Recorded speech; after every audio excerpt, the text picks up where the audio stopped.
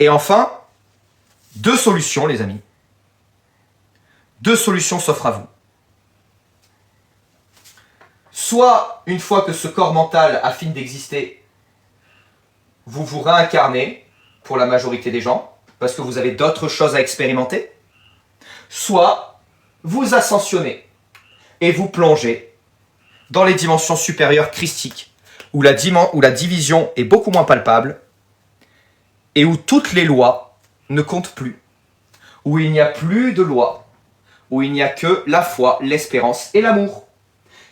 En réalité, vous rejoignez ce qui s'appelle le plérum, à savoir la plénitude de Dieu, la dimension christique. Et vous avez réussi le sentier de l'initiation.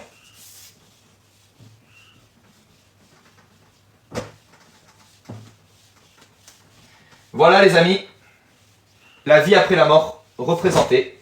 Soit vous vous réincarnez, soit vous rejoignez le plérum. Mais quand vous décidez de vous réincarner, vous le faites avec vos proches qui doivent eux aussi se réincarner, et vous vous mettez d'accord pour essayer d'avancer le plus possible vers le sentier de l'initiation.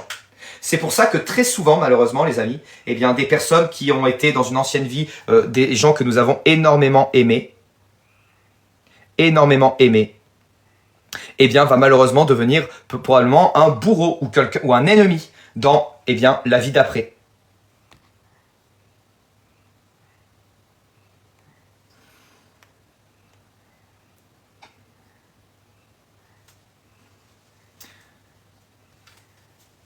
Et l'objectif de l'initié est justement d'expérimenter par une éternité de cycles, afin un jour de comprendre qu'en réalité nous avons toujours été Dieu, nous avons toujours été une cellule du corps de Dieu, et qu'il est temps de retourner dans sa véritable présence, à savoir le manifester et le silence. Les amis, on arrive à la fin de ce live, enfin à la fin de cette présentation, et maintenant on va faire monter ceux qui ont des questions. Voilà, si vous avez des questions les amis.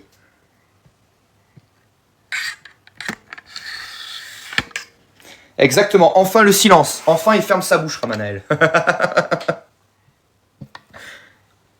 Alors attendez, il y a pas mal de monde qui veulent monter là. Alors, nous avons Divine Ajana. On essaye, vu qu'il y a beaucoup de monde qui veulent monter, les amis, on essaye de faire relativement rapide. Regardez, petit compte à rebours de 5 minutes, comme ça. Et bien, hop, ça coupe directement juste après. Salut Divine. Merci beaucoup. Bonsoir à tous. Bon, j'avais rapidement, je suis assez excitée par le sujet ce soir-là parce que ça m'a réveillée. J'avais une petite question. Pour quelqu'un qui n'est pas éveillé, bon, qui va souvent au bas astral, ok? Une fois éveillé, purifié, qui prend conscience de sa personne, de tout son être, à ce moment-là, cette personne peut aller au astral, là d'où elle vient. Oui, bien évidemment, tout à fait. Une fois qu'une personne est éveillée, passeur d'âme que cela est possible, eh bien, le défunt peut changer de dimension. Mais ça se fait relativement rarement quand même. Hein. Il y a vraiment. Mais je parle de quelqu'un comme nous, hein, quelqu'un comme nous, parce que tu t'as souvent dit que la plupart du temps, les gens vont au bas astral lorsqu'ils rêvent. Oui. Mais une fois éveillé, à ce moment-là, la personne peut décider. Tout à fait. Ok, d'accord. Bon, à ce moment-là, quelle question? Pour passer, je passe au astral, par exemple, il faut de la purification, il faut prendre conscience de son état, en fait. Tout à fait, exactement, de sa véritable nature. La plupart du temps, les gens qui vont en bas astral et qui n'ont pas encore conscience et qui restent tout le temps endormis, parfois ils peuvent être volés de leurs énergies ou bien détournés de leurs étoiles. On est d'accord. C'est exact, c'est même pas quelquefois, c'est presque tout le temps en réalité, puisque ces dimensions du bas astral sont clafies de présence et d'entités et d'esprits qui sont les plus heureux de pouvoir se nourrir justement de nos énergies, de nos étoiles, etc., etc. D'accord. Non, parce que je parle de ça parce que j'ai un sujet en Afrique, une femme qui vient des eaux, qui est très puissante, mais elle vient des hautes fréquences. Et en fait, elle n'arrive pas à changer de dimension parce elle se fait pomper son énergie par un sorcier, en fait. Donc, c'est pour cela que je prends le temps à analyser toutes les faits et dire que vous dites, en fait, et que ça ouvre les yeux, en fait. Voilà. C'était ma question pour ce soir et j'ai eu la réponse. Super, Divine, eh bien, avec plaisir. Je te remercie beaucoup, Ramanel. Merci beaucoup, très bonne soirée à toi. Super les amis, là, il y a du rythme, c'est génial. Alors, après c'était Phoenix. Alors attendez, j'essaie de faire dans l'ordre. Après c'était Phoenix, hop. Ensuite, après nous avons Antélé. Ensuite nous avons, je crois que c'était Ned ou Akwe. Ouais, c'est Akwea Doudé. Salut. Salut, merci. Salut Phoenix. Ouais, c'est ça. Ça va.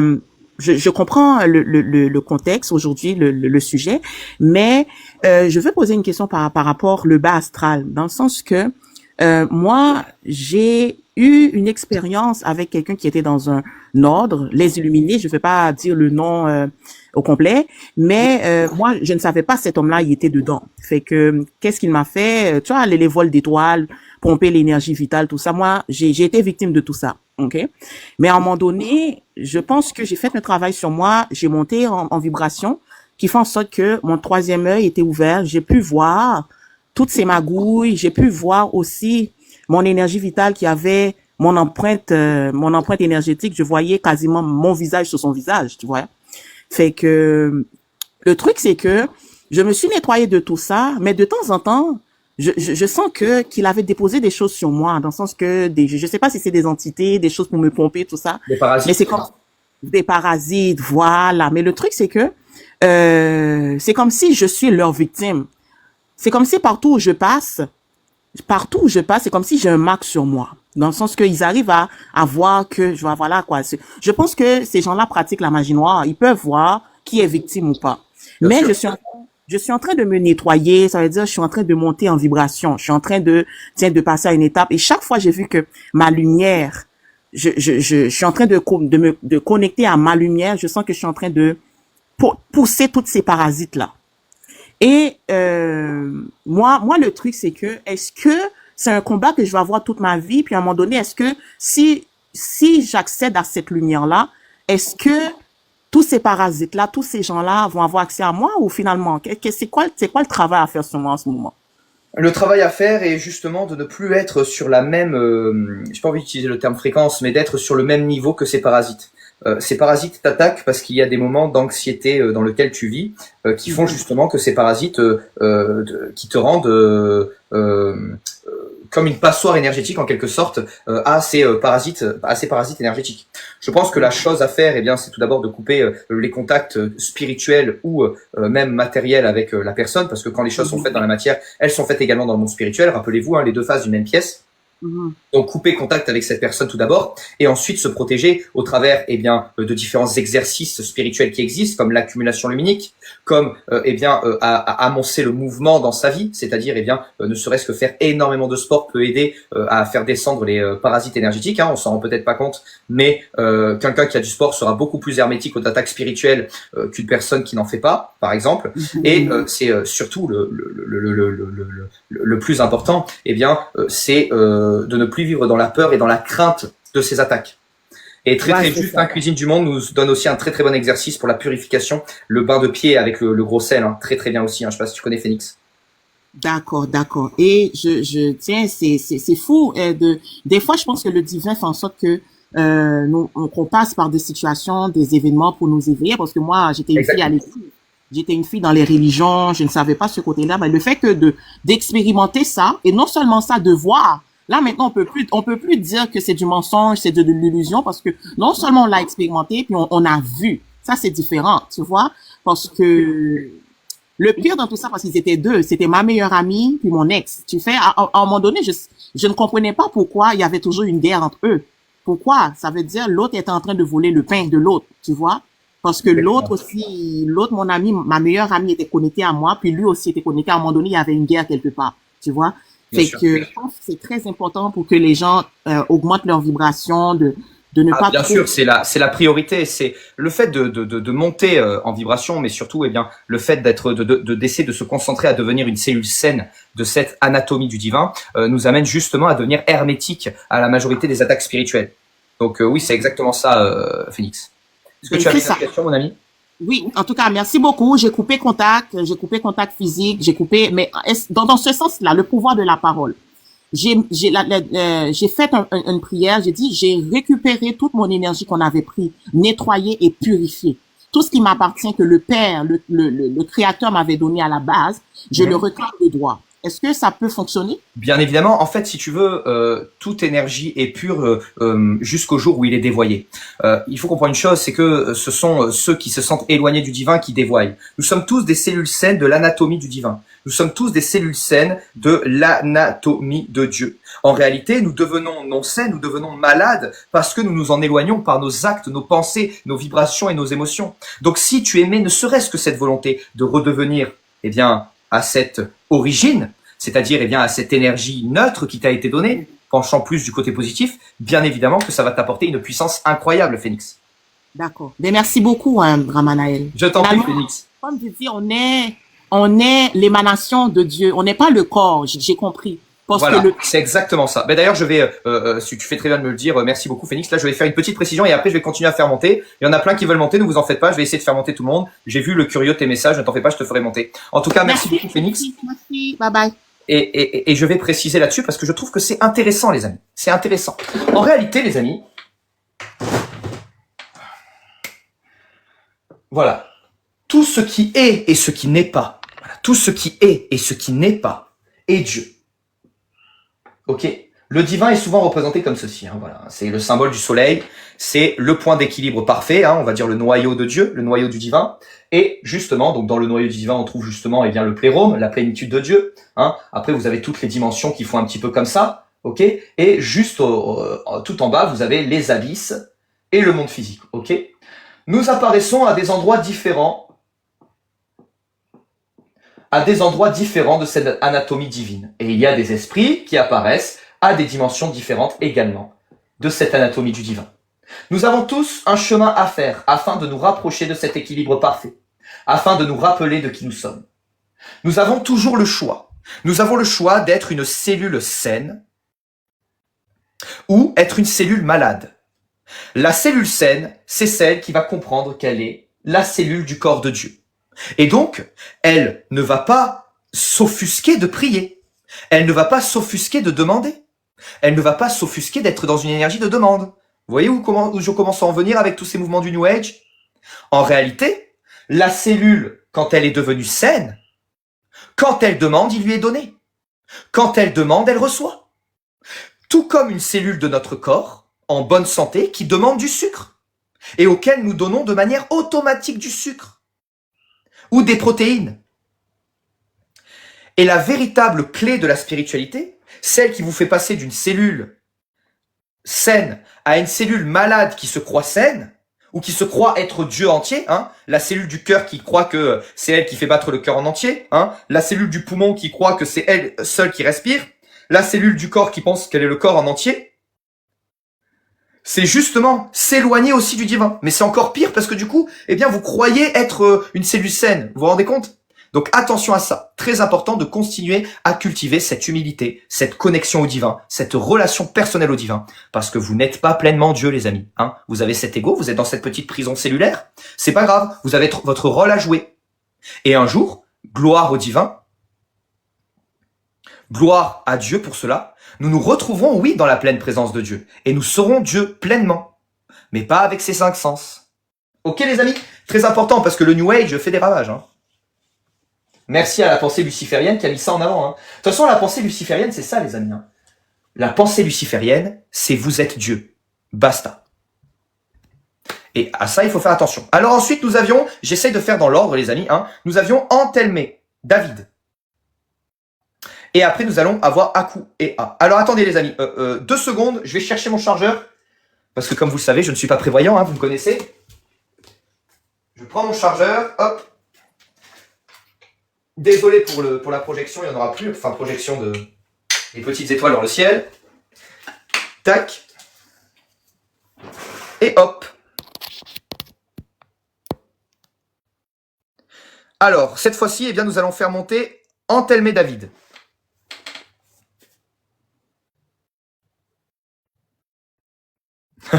Béli.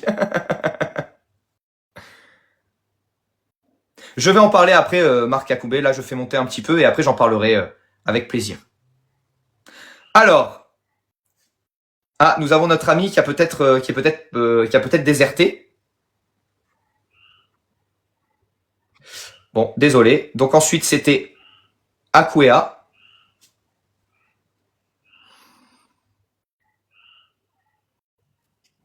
Alors, bonsoir, Rama. Bonsoir. Deux, trois petites questions que je vais aller très vite. Alors, ma première question, c'était par rapport aux enfants qui peuvent percevoir le corps éthérique de quelqu'un qui est parti. Alors, il n'y a que le corps éthérique ou bien l'enfant peut percevoir aussi le corps astral? Ah non, l'enfant peut aussi percevoir après l'astral. C'est pour ça que les enfants voient aussi les anges. Hein. Les anges ne sont Voilà, pas dans parce la que j'ai dimension. été témoin de quelque chose comme ça, que l'enfant ouvrait grand les bras, alors qu'il y avait un défunt dans la famille, on ne sait pas à qui elle ouvrait grand ses bras. Et donc, quand vous avez parlé de ça, ça m'a rappelé un peu ça.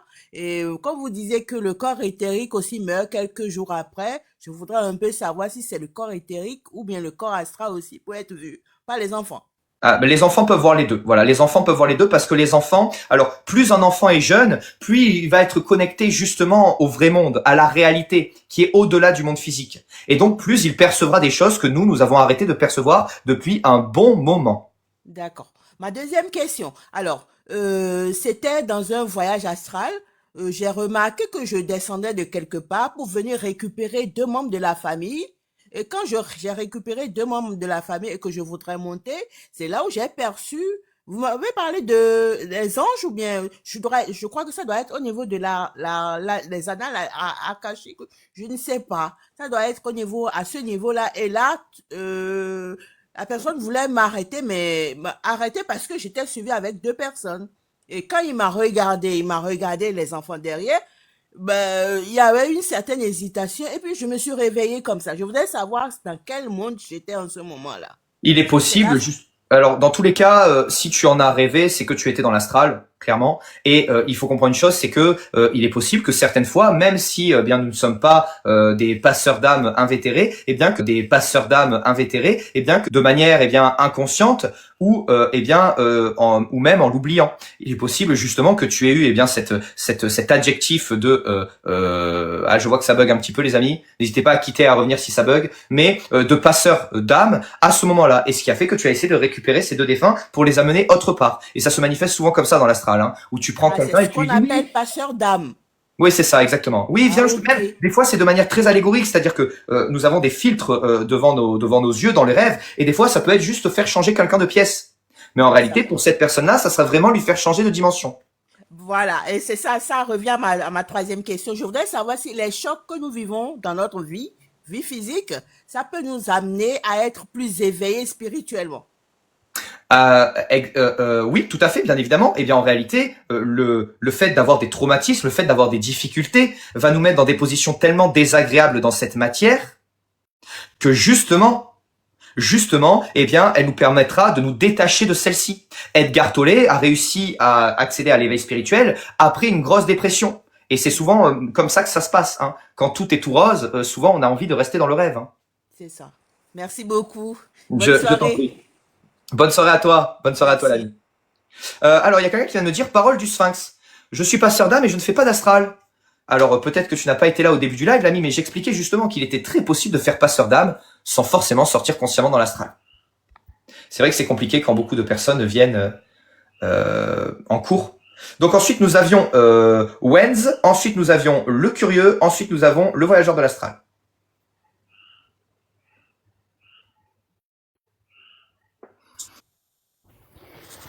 Allô? Allô, allô, salut Wenzé. Bonjour, Wenz, bonjour. salut. J'avais plusieurs questions. La première, en fait, c'est qu'on a parlé de réincarnation tout à l'heure. Et j'aimerais savoir, en fait, s'il y a un temps défini avant la possible réincarnation. Et surtout, tu avais dit aussi que la réincarnation, ça se passait par rapport, en fait, aux ancêtres. Et j'aimerais un peu, en fait, savoir un peu plus sur ça, quoi. Alors, en réalité, tu ne pourras jamais savoir pourquoi, parce qu'en fait, la perception du temps changera toujours. C'est-à-dire que nous, dans la troisième dimension, nous sommes les esclaves du temps. C'est-à-dire que le temps, eh bien, se manifeste de manière linéaire. Ok? Passé, présent, futur. Dans le monde astral, le temps commence déjà à avoir moins d'entrain, moins d'assises sur ce qui est, car on se dédensifie. Et dans le monde mental, c'est encore pire. Le passé, le présent et le futur et le temps ressenti n'a rien à voir avec le temps qui est. Et nous le voyons, hein, la perception dans le monde des rêves de l'astral, on va par exemple dormir 15 minutes, on va des fois avoir des rêves où on aura l'impression qu'ils vont durer des jours. Et pareil, des fois on va se perdre dans nos pensées, cela n'a duré qu'une seconde et on a l'impression que ça a duré une éternité également. Parce qu'en réalité, eh bien, il n'y a que dans la 3D qu'il y a autant d'aspects palpables sur le temps, que le temps a autant de puissance et que nous sommes autant esclaves du temps. Et donc, c'est impossible de donner une date précise, par exemple, de quand est-ce que quelqu'un va se réincarner. Tu vois ce que je veux dire? Je vois. J'avais une autre question justement par rapport au temps. Je sais pas si tu as regardé Dragon Ball Z. Oui. Parce qu'il y a, par exemple, quand on envoie Goku dans la salle du temps, 2 minutes, c'est équivaut à 2 ans sur la Terre. Exactement. J'aimerais justement demander, ça veut dire en fait que le moment où en fait on est dans l'astral, en fait, on n'a pas, il y a pas le temps, les heures, etc. quoi. Exactement. C'est-à-dire qu'on voit pas passer le temps. Nous sommes moins soumis au temps. C'est-à-dire que le temps va être beaucoup plus différent. C'est-à-dire que certaines fois, il peut passer plus vite. Certaines fois, il peut passer plus lentement. En réalité, nous nous soustrayons au joug du temps. Nous nous soustrayons de cette, de ce corps physique qui, lui, est esclave du temps. Et c'est pour ça que des fois, si jamais je me réveille à 8 heures, par exemple, j'ai un rêve, je vais avoir l'impression, parce que des fois, je vais en cours, mais en fait, je mets plusieurs réveils, mais je me réveille pas tout de suite. En fait, ça fait que du moment où j'ai le rêve, j'ai l'impression, en fait, d'avoir dormi très longtemps, mais en fait, il est que 30 minutes qui est passé, quoi. Exactement, tout à fait. Les perceptions du temps changent selon notre vibration. Ok. J'aurais aimé rester plus longtemps, mais il y a d'autres qui vont monter, je vais réenvoyer une invitation derrière. Si tu veux, ouais, ça sera avec plaisir et probablement dans d'autres lives. Maintenant, je vais toujours faire ça, je vais faire un petit cours et après, je ferai monter. Donc, il n'y a pas de souci, mon ami, en tout cas. Merci beaucoup pour tes questions, très intéressantes. Merci. Alors, ensuite, nous avions le curieux et après nous avions, je crois que c'était le voyageur de l'astral ou Ned One, je sais plus. Bon, merde.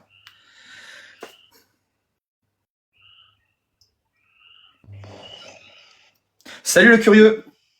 Salut Rabanel, déjà un grand merci pour ton contenu et merci beaucoup de m'avoir fait monter sur le live. J'ai quelques questions, je vais essayer d'être très rapide parce que je sais qu'il y a d'autres personnes après moi. Déjà, ma première question, la plus importante, concerne Dieu. Et elle est assez liée aussi avec la question du libre arbitre, dans la mesure où, quand on revient par exemple au jardin d'Éden, Dieu il a laissé le choix entre l'arbre de vie et l'arbre de mort, mais pourtant il savait très bien que l'homme il allait tomber dans le péché en quelque sorte, et pourtant il est dit que Dieu ne tente pas. Dieu n'est pas sadique non plus normalement, c'est-à-dire qu'il savait que ça allait condamner l'homme à beaucoup de souffrances, etc. Et il l'a quand même fait. Et aussi dans la Bible, on voit parfois que Dieu il est surpris, il est attristé du comportement de son peuple, il est déçu, notamment avec le veau d'or par exemple. On a l'impression que Dieu il apprend sur le tas en faisant des expériences. Donc du coup, je me dis, c'est quand même contradictoire avec la vision de Dieu que l'on a, puisque Dieu est censé être omniscient, omnipotent, etc. J'ai fait quelques recherches et j'ai vu qu'il y avait une théorie concernant le démiurge en quelque sorte, et que que Satan serait l'opposé du démiurge et pas de Dieu. Et donc du coup, c'est un petit peu mélangé dans ma tête en quelque sorte, parce que mon but, comme la plupart des gens qui écoutent probablement le live, c'est de pouvoir ascensionner vers le divin, Dieu, le vrai Dieu, l'amour, etc.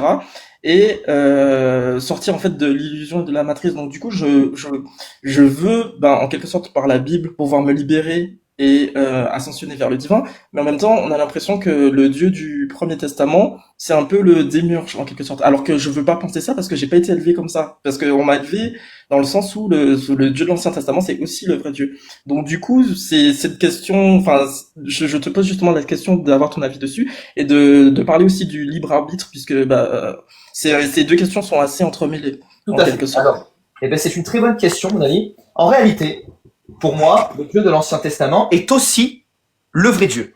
En réalité, le démiurge est Satan. Alors attends, c'est juste que j'avais oublié d'activer ça. Le démiurge est Satan. En réalité, si tu veux, Dieu, tu sais comment ça s'écrit, hein. Tu as lu la Bible. Le nom de Dieu à la base, c'est Yod, Ré, Vav, Ré. Ok? Oui. En réalité, Yod, Ré, Vav, Ré, c'est le verbe être en hébreu. C'est-à-dire qu'en réalité, le Dieu de l'Ancien Testament, c'est le verbe être. C'est pour ça que dans l'Exode, par exemple, quand il se présente à Moïse sous forme d'un buisson ardent, il se dit « Je suis celui qui est ». Quand le Christ, par exemple, dans le Nouveau Testament, lève le doigt et dit « Je suis », ou alors dans d'autres traductions « Je suis le verbe être », en réalité, il dit directement « Je suis Yahvé ». Yahvé, en réalité, il est celui qui est. Mais il faut comprendre une chose, c'est que nous sommes à l'image de ce Yahvé. C'est-à-dire que nous sommes des représentations minimisées de Yahvé. Nous sommes des cellules de Yahvé, nous sommes des cellules de ce Dieu immense, mais avec aussi, eh bien, un libre arbitre. Un petit peu comme toutes les cellules de notre corps ont aussi une sorte de libre arbitre. C'est-à-dire que nous avons toujours eu le choix. Nous avons toujours eu le choix de faire le bien ou de faire le mal. De choisir le divin, c'est-à-dire, eh bien, de devenir une cellule saine, c'est-à-dire de revenir à l'être et de se connecter à ce qui est, ou alors de tomber dans l'illusion et dans les plaisirs éphémères. Qu'est-ce qu'a promis Satan? Qu'est-ce qu'a promis le diable, qui veut dire diabolos, division? Il a promis les plaisirs éphémères à l'homme. L'homme, au travers du péché d'Adam et Ève, c'est la vision que j'en partage, nous avons, eh bien, l'adoration du temps qui se manifeste. C'est-à-dire qu'en réalité, Adam et Ève ont préféré les plaisirs éphémères plutôt que la présence du divin. Ils ont préféré vivre dans les plaisirs éphémères de manière immortelle que de vivre de manière immortelle dans la présence de Dieu. En réalité, toutes ces histoires corrélées au baalisme, au veau d'or, même au sacrifice du Christ, qui est très connecté justement à cette question, eh bien, de baalisme. En réalité, l'être humain, les êtres humains ont fait un choix. C'est-à-dire qu'ils avaient le choix de vivre selon les lois du divin, c'est-à-dire d'être une cellule saine. Et ils ont préféré, en réalité, eh bien, devenir une cellule malade, car en réalité, ils ont voulu accéder au plaisir éphémère, au plaisir du temps. Et donc, en fait, ce qui s'est passé, c'est que, par exemple, Adam et Ève, la vision allégorique de Adam et Ève, est l'incarnation plus tard des dieux Baal et Astarté.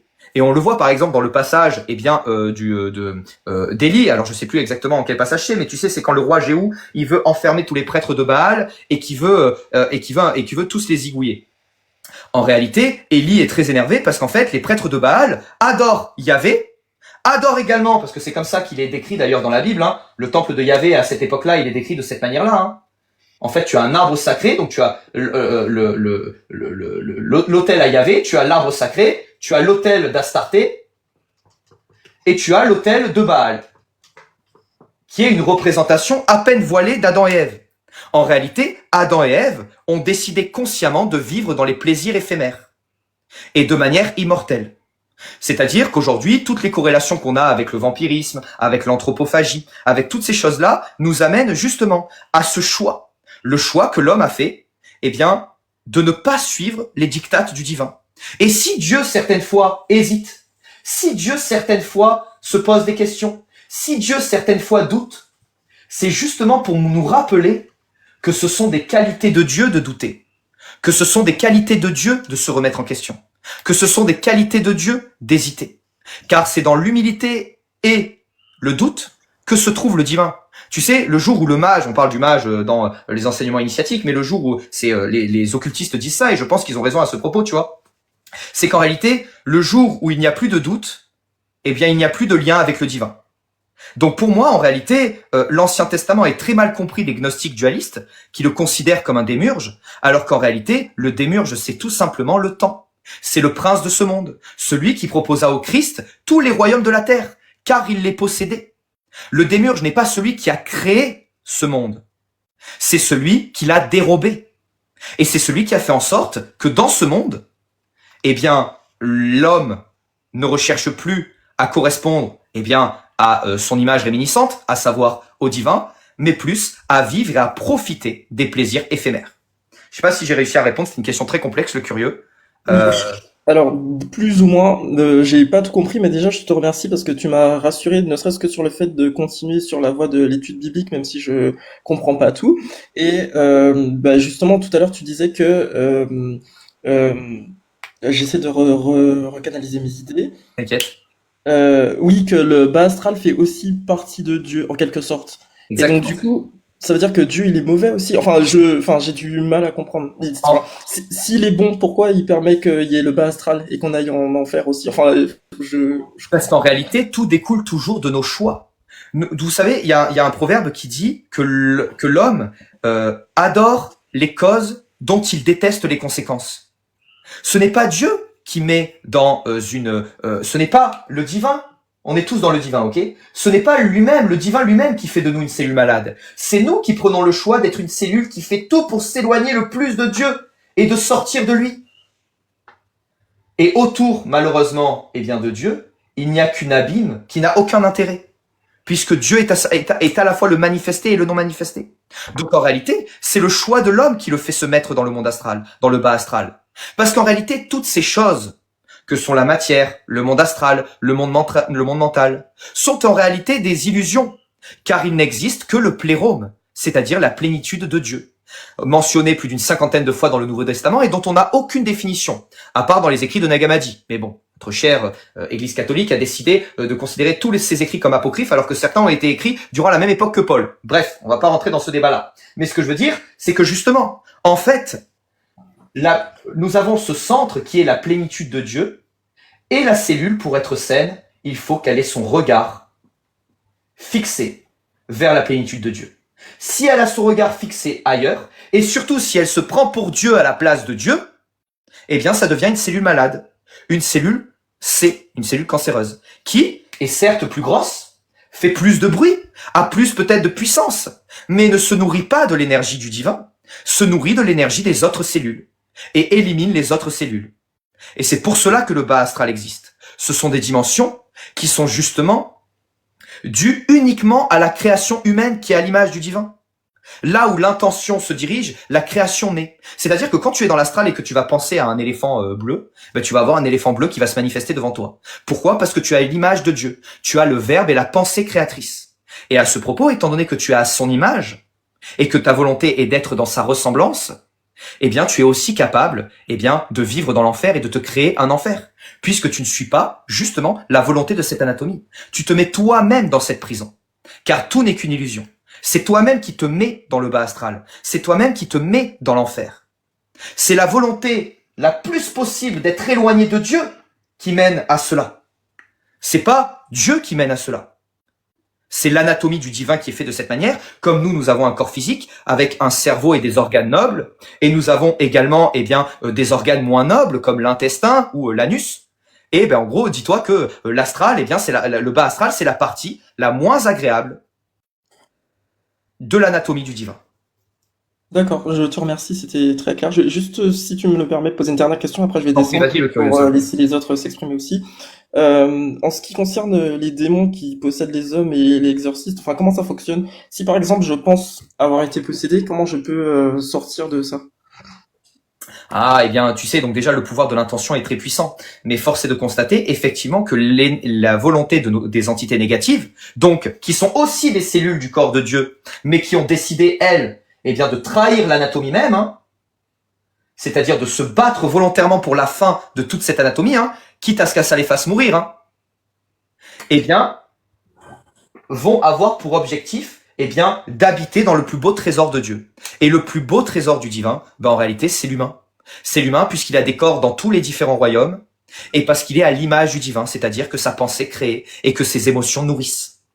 Et donc à ce propos, les démons vont avoir pour seul objectif, d'habiter ces corps.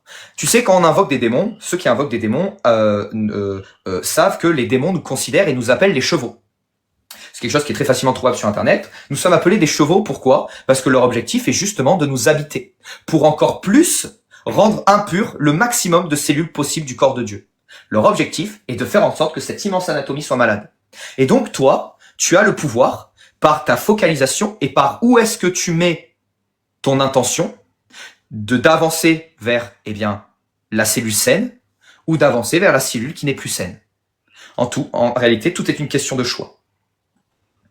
Ok, c'est très clair. Vraiment un très très grand merci et je vais descendre du coup pour laisser les autres parler. Merci beaucoup. Le curieux et un truc en plus très important, c'est aussi en s'adressant au cerveau du divin, comme le fait une cellule dans notre corps qui s'adresse au cerveau, au centre hormonal, etc., qui va envoyer du sucre. Demandez et vous recevrez. Quand vous êtes une cellule saine du corps de Dieu, vous recevez en mode automatique. Vous demandez du sucre, vous avez du sucre. Vous demandez des protéines, vous avez des protéines. C'est pas si plus compliqué que ça. Arrêtons de diaboliser la prière, les amis, dans ce monde individuel où la prière est mal vue et où la demande, attention, on se met dans une énergie de demande, donc c'est pas bien. Attention, il faut pas avoir trop d'humilité, sinon c'est pas bien. Au contraire, l'humilité et le doute, l'amour et la prière sont des choses qui nous permettent de conserver ce lien avec le divin. Et d'ailleurs, dans l'Ancien Testament, même en étant parfait, il a volontairement émis des doutes, volontairement émis des hésitations, volontairement changé d'avis pour nous montrer le chemin. Ça n'a pas assez suffi la première fois, c'est pour ça qu'il a envoyé le Christ Yehoshua qui s'écrit de cette manière-là, hein. C'est-à-dire Yod, Ré, Shin, Vav, Ré, Yehoshua, où nous avons juste Yahvé, et la lettre Shin qui est la lettre de la manifestation. Donc Yahvé manifesté. Voilà le curieux. Super, merci beaucoup. Passe une bonne soirée en tout cas. Merci.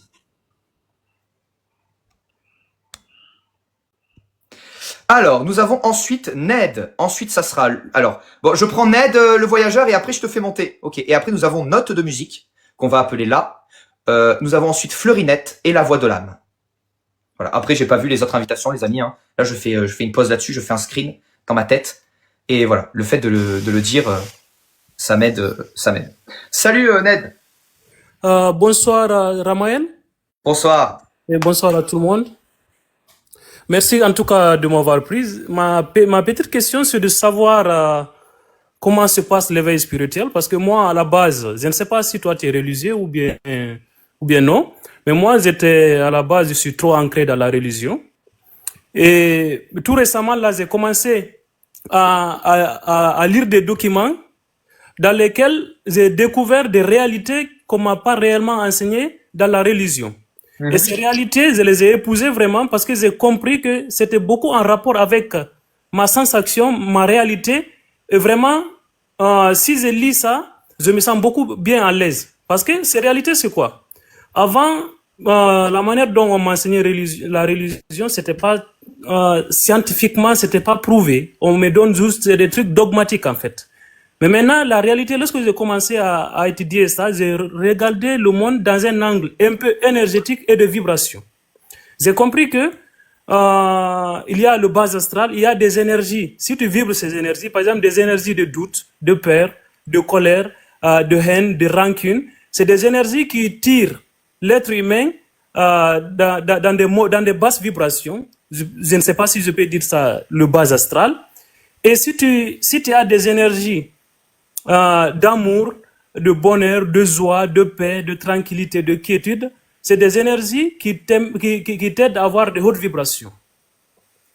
Mais moi, je veux savoir ces énergies, comment vraiment, si toutefois on peut avoir un éveil spirituel, et pour ne pas revenir encore pour une autre réincarnation, est-ce que c'est possible dans notre monde de vivre vraiment et de se séparer avec ces énergies du bas astral complètement et pouvoir transcender vraiment ce qu'on est en train de...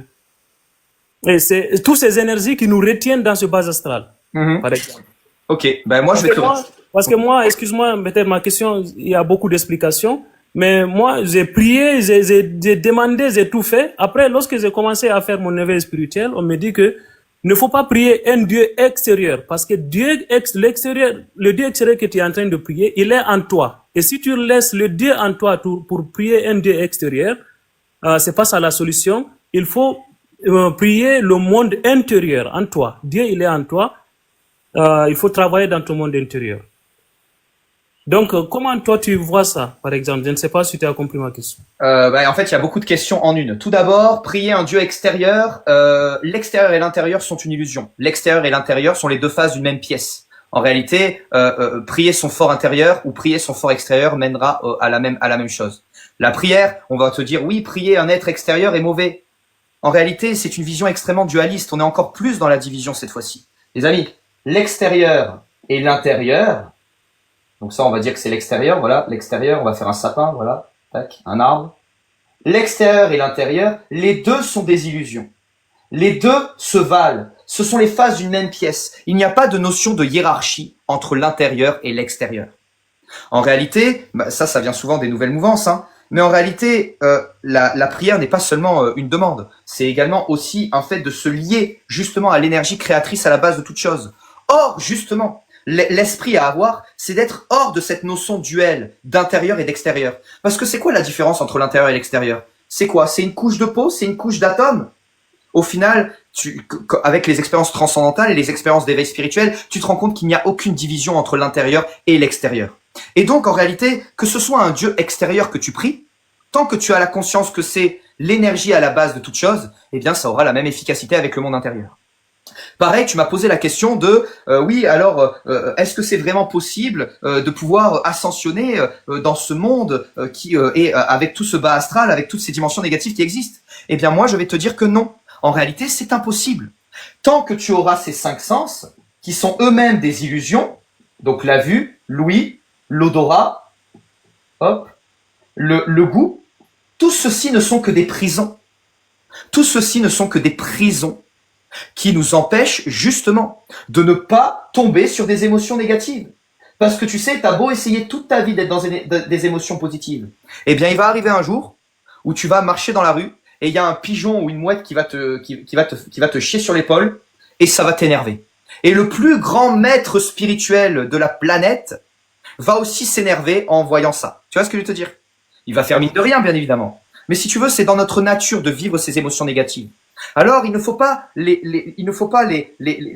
rejeter. Au contraire, il faut les transmuter. Car au final, toutes ces choses-là, le monde physique, le monde astral, le monde mental, quand tu fais un dézoom ultime, ce ne sont que des erreurs. Ce ne sont que des illusions. En réalité, il n'y a toujours eu que Dieu. C'est toujours l'adage que je dis. Il n'y a toujours eu que Dieu. Nous sommes dans l'illusion d'être séparés de lui. Nous sommes dans l'illusion d'être dans ces corps physiques. Eh bien, profitons de ces corps physiques pour justement, faire notre rôle, comme le petit colibri, et retourner à notre divine présence. On sait que dans tous les cas, dans cette incarnation, c'est impossible de suite s'expandre vers le divin. Car il y a des étapes, il y a un chemin initiatique, il y a des paliers à passer. Mais que ce soit au travers d'une force extérieure ou d'une force intérieure, en fait, c'est les deux faces d'une même pièce. Les deux sont corrélés, car en réalité, il n'y a jamais eu d'intérieur ou d'extérieur. Il n'y a toujours eu que ce qui est. Ok, je voudrais savoir, est-ce qu'une personne qui éprouve toujours ces énergies du bas astral, par exemple la peur, la colère, l'inquiétude, est-ce que ces énergies-là ne lui font pas éloigner du divin? Est-ce que cette personne ne va pas encore continuer d'autres réincarnations tant qu'il n'a pas pu vaincre ces énergies-là? Il y a pas, quand tu parles de vaincre, par exemple, c'est qu'il y a une notion de dualité, de combat. Or, il n'y a tout que Dieu. Il n'y a tout que ce qui est. C'est-à-dire que n'importe quel sentiment négatif et émotion négative doit et peut être transmuté. Et c'est ça l'objectif. En fait, oui, si tu te laisses aller à tes émotions négatives, c'est sûr que tu vas aller dans le bas astral. Parce qu'elles sont faites pour ça, justement. Et c'est pour ça que nos élites, au travers de la télévision, des informations, etc., nous font vivre ces émotions négatives. Mais quand tu as appris à les transmuter, à comprendre que ce n'étaient que des vagues qui ne t'appartenaient pas, eh bien, ça peut devenir de très puissants tremplins pour ascensionner vers le divin. Regardez tous les plus grands prophètes, tous les plus grands hommes qui étaient des hommes saints. Combien de fois est-ce qu'ils se sont mis en colère? Même le Christ lui-même s'est mis en colère à chasser les vendeurs du temple, à chasser, à engueuler ses apôtres. Même Bouddha lui-même, qui était visualisé comme quelqu'un d'extrêmement calme et d'extrêmement posé, namasté, eh bien en réalité s'énervait aussi contre ses disciples. Mais c'était une colère zélée, orientée vers le divin. La colère, si elle est mauvaise, la tristesse, si elle est mauvaise, c'est parce qu'elle n'est pas contrôlée. Elle va dans tous les sens. Et elle ne sème que chaos et destruction autour de nous, font de nous une cellule malade. Mais lorsque nous décidons de la prendre et de la focaliser dans l'objectif du divin, ça devient une arme invincible pour ascensionner. Ok, est-ce que tu as un petit conseil à me donner, par exemple, pour pouvoir s'approcher au fur et à mesure du divin? Eh bien, mon ami, c'est de prendre conscience qu'il n'y a pas de mauvaise voie. Tu as appris des choses dans la religion, eh bien, je vais te dire que c'est ces choses que tu as apprises dans la religion qui t'ont amené à avoir les connaissances que tu as aujourd'hui. Car les religions, ce sont des portes. Comme tout ce qui est n'a toujours été que des portes.